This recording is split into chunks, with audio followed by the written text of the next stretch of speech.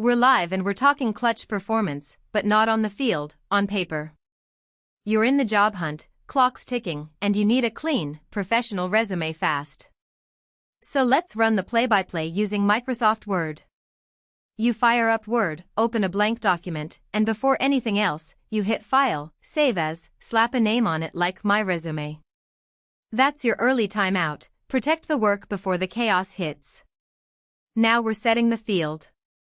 You head to Layout, lock in letter or A4, dial margins to 1 inch all around. Then you pick a clean, no-nonsense font, Calibri or Arial, sitting nicely at 11 or 12 points. Professional, readable, no gimmicks. Top of the page, it's star player time. Your name goes big and bold. Right under it, your phone, email, city and state, maybe that LinkedIn link.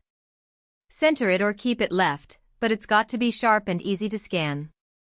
Next, your building sections, summary or objective, work experience, education, skills.